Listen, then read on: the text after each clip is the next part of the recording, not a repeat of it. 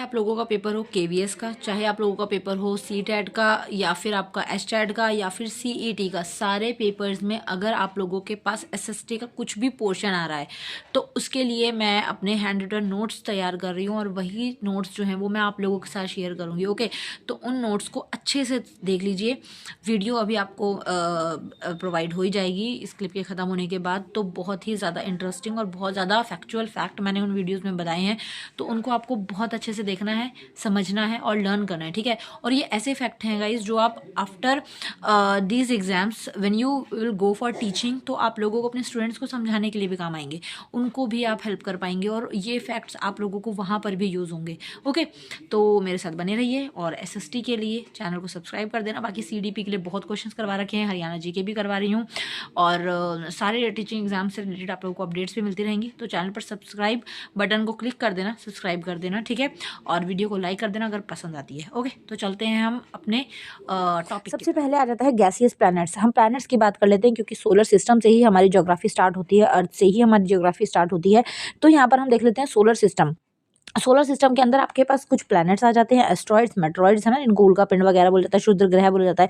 तो सबसे पहले हमें सबसे मेन और सबसे इंपॉर्टेंट चीज़ जो हमें याद करनी है वो है हमारे पास जो हमारे ग्रह हैं उनका डिस्टेंस वाइज सीक्वेंस, ठीक है। सीक्वेंस जो है हर बार पेपर में पूछा जाता है। जितने मैंने स्टेप्स लिखे हैं ना गाइज, जितने मैंने पॉइंट्स लिखे, हर पॉइंट से क्वेश्चन बनता है, तो ध्यान से पॉइंट्स को देखिएगा।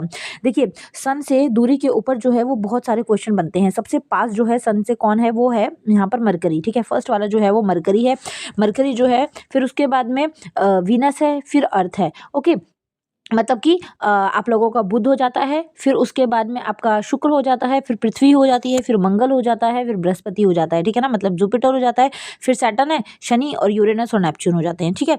आपको ध्यान क्या रखना है, अब इसमें मैंने एक ट्रिक बनाई हुई है कि बहुत सिंपल ट्रिक है, मैं अपने स्टूडेंट्स को भी करवाती हूँ, जो कि ट्रिक हो जाएगी सीक्वेंस वास के लिए एम वैम और जे सन, ठीक है। क्या हो जाएगी ट्रिक, एम वैम, VEM वैम, एम वैम जे सन। ओके, ये आपकी ट्रिक बन गई। अब इसके अंदर आपको ध्यान क्या क्या रखना है, एम वैम वाले जो ग्रह हैं उनको आंतरिक ग्रह बोला जाता है और जेसन वाले जो ग्रह हैं उनको बाह्य ग्रह बोला जाता है। क्वेश्चन डायरेक्ट पूछता है कि इंटरनल जो आपके प्लैनेट्स हैं वो कौन से हैं, एक्सटर्नल प्लैनेट्स कौन से हैं। तो आपको याद रखना है शुरू के 4 और लास्ट के 4, शुरू के 4 इंटरनल, बाहर वाले जो है वो एक्सटर्नल, एम वैम वाले इंटरनल, जेसन वाले एक्सटर्नल मतलब बाहर वाले, ठीक है। अब क्वेश्चन कैसे बनता है, सबसे छोटा ग्रह स्मॉलेस्ट जो है वो हो जाता है आपका मरकरी, ठीक है। सबसे आंतरिक ग्रह भी मरकरी है, सबसे पास है सूरज से, ठीक है।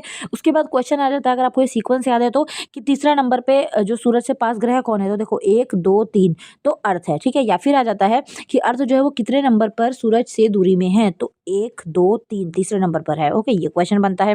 उसके बाद में वीनस जो है, वीनस क्या है, वीनस शुक्र है, सबसे गर्म ग्रह इसको बोला जाता है, ठीक है, सबसे गर्म ग्रह बोला जाता है। मंगल को गर्म ग्रह नहीं बोला जाता, याद रखना, बहुत ज्यादा कंफ्यूजन रहती है।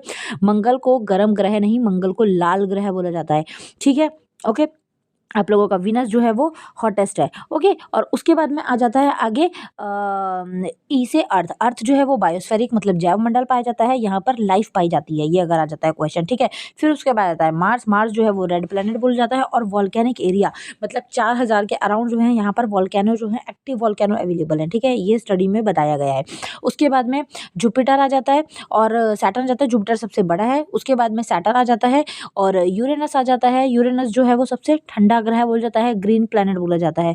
ओके, तो इस तरीके से अब एक और मेन इंपॉर्टेंट टॉपिक जो है वो ये आ जाता है। देखो, वीनस को और कौन कौन सी चीजें बोल जाती हैं और ये सबसे अंदर वाले ग्रहों को क्या क्या बोला जाता है। आंतरिक ग्रह से क्वेश्चन आ जाता है। सॉलिड प्लैनेट्स कौन से हैं, वो भी अंतर वाले हैं। आपको याद रखना है सूरज की गर्मी झेल रहे हैं ये, ठीक है, तो गर्मी झेल रहे हैं तो इनमें जान बहुत है, तो ये सॉलिड है, रॉकी है। सबसे बड़ी जो है वो पृथ्वी है इनमें से और सबसे छोटा जो है वो मंगल है। ओके, उसके बाद अगर हम चलें आगे, यहाँ पर आप देख सकते हैं कि ये देखिए, ये जो बाहर वाले ग्रह हैं इसके अंदर हम लोग देखेंगे तो इनमें ना दिन का होता है। आप लोगों को पता होगा जैसे कि ये आप लोगों को अभी आगे आ जाएगा, कोई बात नहीं, कि रोटेशन और रिवोल्यूशन, घूर्णन होता है ना अपने अक्ष पर।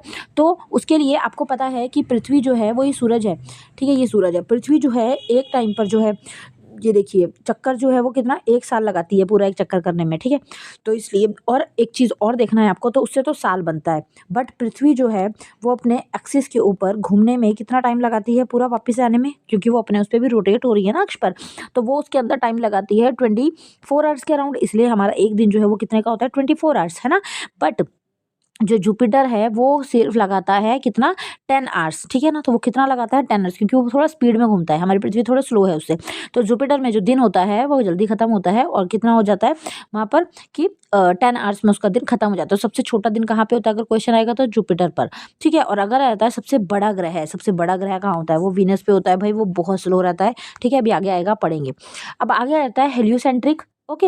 हेलियोसेंट्रिक आ जाता है, जो आप लोगों को ध्यान रखना है, देखिए ज्योग्राफी जो है शब्द है वो इरेस्टोस्थेनीज ने दिया था, किसने, इरेटोस्थेनीज ने, ओके।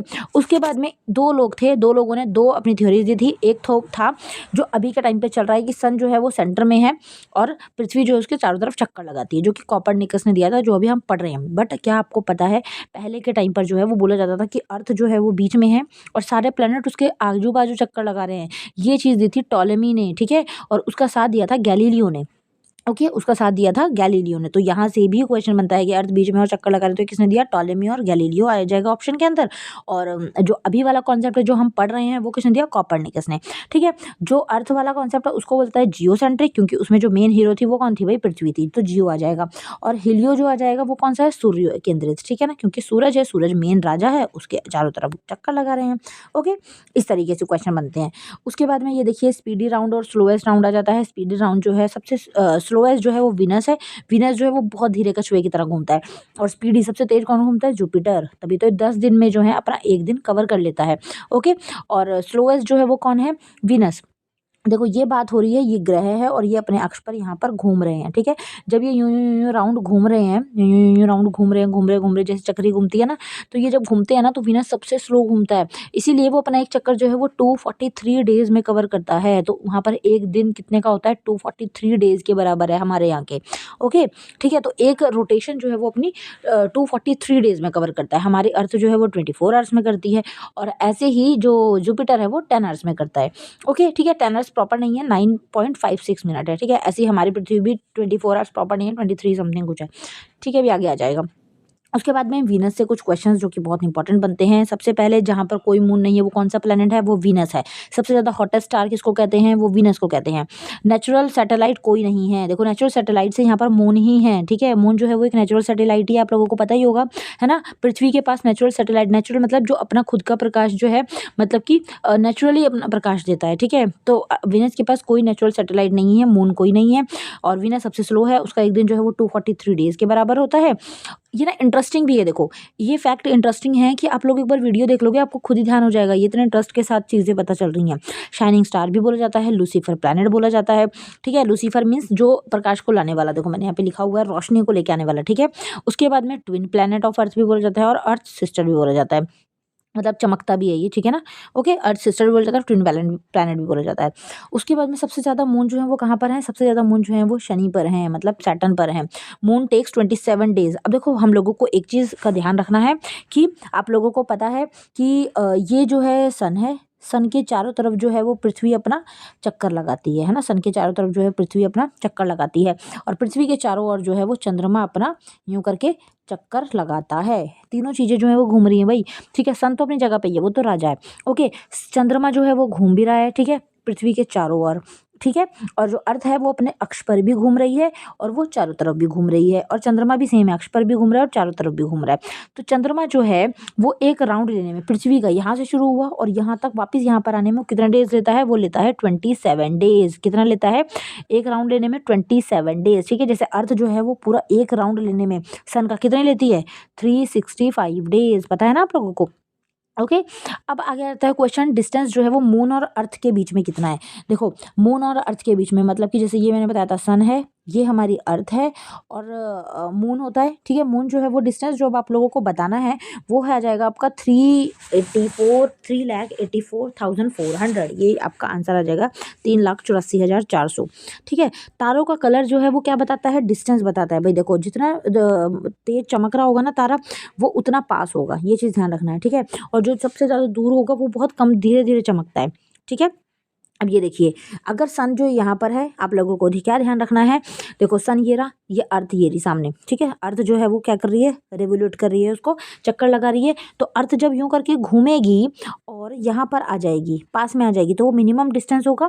और अर्थ जब है यूँ घूमते हुए जब यहाँ पर इसके सामने आएगी तो ये मैक्सिमम डिस्टेंस होगा। तो ये मैक्सिमम डिस्टेंस जो है वो 15 करोड़ का डिस्टेंस होता है, ठीक है, कितना, 15 करोड़ का।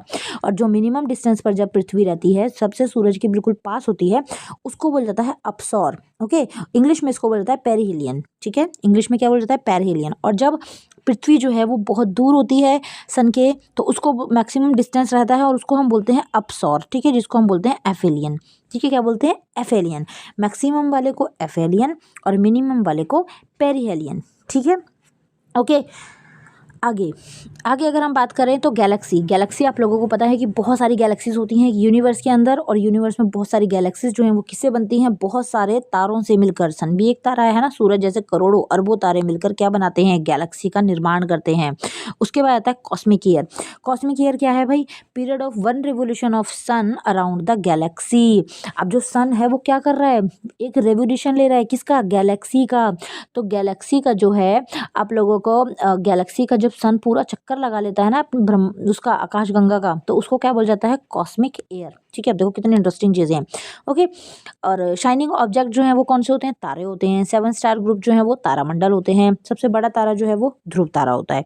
ओके, और ध्रुव तारा आपको ध्यान रखना है, वो हमेशा डायरेक्शन बताता है, हमेशा वो नॉर्थ डायरेक्शन में ही होता है। तो जिस साइड पे ध्रुव तारा होगा वो हमेशा नॉर्थ ही डायरेक्शन होगी, वो तारा कभी भी अपनी डायरेक्शन चेंज नहीं करता। इस तरीके से भी क्वेश्चन आता है। ओके, ये चीज़ आपको ध्यान रखनी है। आप लोगों ने कभी आसमान में देखा हो तो यूं करके ना एक ग्रुप बन रखा होता है तारों का, उसमें आप कभी नोटिस करना 6-7 तारे आपको हमेशा दिखेंगे। देखा हुआ है आपने, यूं करके ग्रुप रहता है, या फिर यूं करके ग्रुप रहेगा, या फिर यूं करके और कुछ ना बन रहा होता है उसमें आकृति से, मुझे अभी ध्यान नहीं आ रहा, बट रहते हैं 6-7 तारों का ग्रुप। उसको जो है हम क्या कहते हैं, कॉन्स्टिलेशन भी बोलते हैं और तारामंडल भी बोलते हैं, ठीक है। ये देखिए आपको ऐसे सीक्वेंस भी आ जाता है। सबसे पहले अरबों तारे होते हैं, तारों से मिलकर गैलेक्सी बनती है, गैलेक्सी से मिलकर जो है वो यूनिवर्स बनता है। अब यहाँ पर आ जाता है कि सन बड़ा है या गैलेक्सी बड़ी है, तो आपको लिखना है कि गैलेक्सीज के अंदर बहुत सारे सन हैं, तो सन जो है वो छोटा है, गैलेक्सी जो है वो बड़ी है, ठीक है। इस टाइप के क्वेश्चंस आपके बनते हैं। और अब यहाँ तक मैंने करवा दिया, वीडियो ज़्यादा लंबी नहीं करेंगे, ये फर्स्ट पार्ट था आपका। उसके बाद हम नेक्स्ट क्लास के अंदर जो है वो जल्दी से फटाफट एंट्री लेंगे, ठीक है। जब तक आप इस क्लास को अच्छे से देख लीजिए, समझ लीजिए।